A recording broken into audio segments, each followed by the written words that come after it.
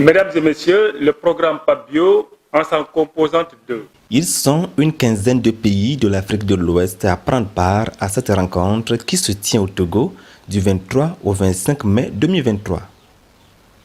Au cœur des discussions, le système d'information pour le suivi du domaine marin et côtier SIDMC. Le SIDMC, c'est une des plateformes de l'Observatoire de l'Obopao. Cette plateforme a été développée en partenariat avec PAPBio, qui est le programme d'appui à la préservation de la biodiversité et des écosystèmes fragiles et par rapport au changement climatique et au niveau régional. Donc, par rapport à ce programme-là, et du moment que le CSE, avec le RAMPAO, l'Université de Ghana, notamment le Regional Marine Center, le Centre régional Acrimet, on était en consortium, donc qui mettent en place l'Obopao.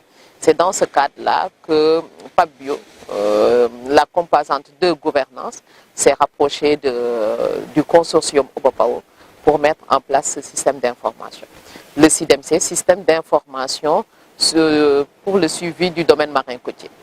Et ce système a ambition de se focaliser sur les enjeux. On sait que l'Afrique de l'Ouest est dotée vraiment d'énormes atouts sur cet espace marin côtier, mais un espace qui est fortement menacé par diverses actions anthropiques, sans compter les aspects liés au changement climatique.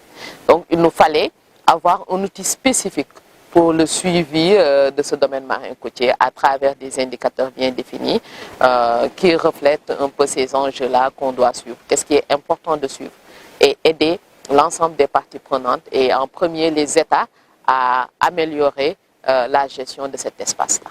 Dans le cadre de la mise en œuvre de différentes initiatives régionales, notamment le Biopama et PAPBio dans la région Afrique de l'Ouest, nous travaillons à concevoir des outils d'aide à la décision informée.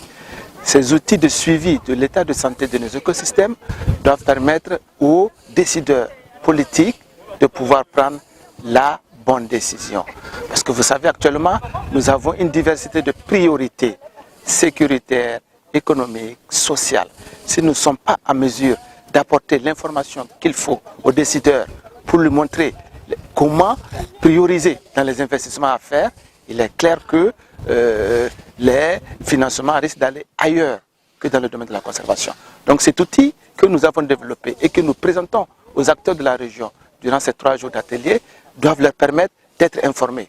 D'abord sur l'existence de cet outil, comment il marche, quels sont les services que cet outil peut rendre afin qu'en retour, eux, dans leur administration, ils puissent l'utiliser et être en mesure d'apporter l'information qu'il faut aux décideurs pour lui permettre de prendre la meilleure décision.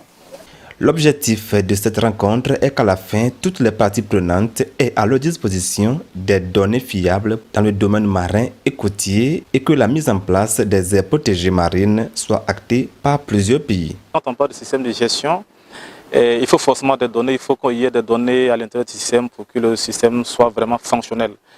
Alors, pour les données à collecter, ce sont des données qui vont concerner le milieu marin et côtier, les données liées à l'écosystème, à l'habitat marin et côtier, les espèces également qui vivent, les espèces sauvages, et de faune que de flore également.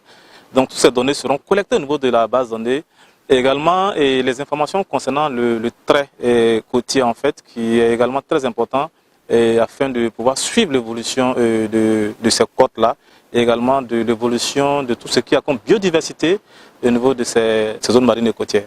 Quand le réseau régional d'aires marines protégées, le RAMPAO, a été mis en place, c'est dans un souci de fédérer nos forces, dans un souci d'harmoniser nos méthodes, notamment de collecte de données, mais également dans un souci d'apprendre les uns des autres. Donc, dans le cadre de cet atelier qui porte sur le système d'information marine et côtière, l'attente du RAMPAO, c'est de faire en sorte que le système de collecte de données qui va renseigner la plateforme soit fait de manière harmonisée. Que tous les pays aujourd'hui membres du RAMPAO ou qui sont en phase d'être membres du RAMPAO puissent asseoir le même système de collecte de données et pouvoir renseigner la plateforme de manière harmonisée. Ainsi, on pourra effectivement savoir quels sont nos problèmes à l'échelle régionale et comment y apporter des solutions également dans une dynamique régionale. Le Togo, pays hôte de cette rencontre, reconnaît la valeur de la thématique. Les politiques nationales de conservation de la biodiversité et des aires protégées, pour être efficaces et porteuses de changement, doivent reposer sur des informations et données fiables et scientifiquement prouvées pour une meilleure allocation des ressources souvent limitées. Ces données et informations fiables ne sont pas toujours disponibles, faute de systèmes harmonisés de collecte et de traitement des données. C'est pourquoi je remercie vivement l'UICN pour le soutien technique et constant qu'elle apporte à l'Observatoire. Je suis convaincu que la prise en main du SDIMC par les points focaux nationaux à travers cet atelier de Lomé contribuera à améliorer la gestion des zones d'intérêt pour la conservation de la biodiversité marine et côtière, notamment les aires marines protégées et conservées.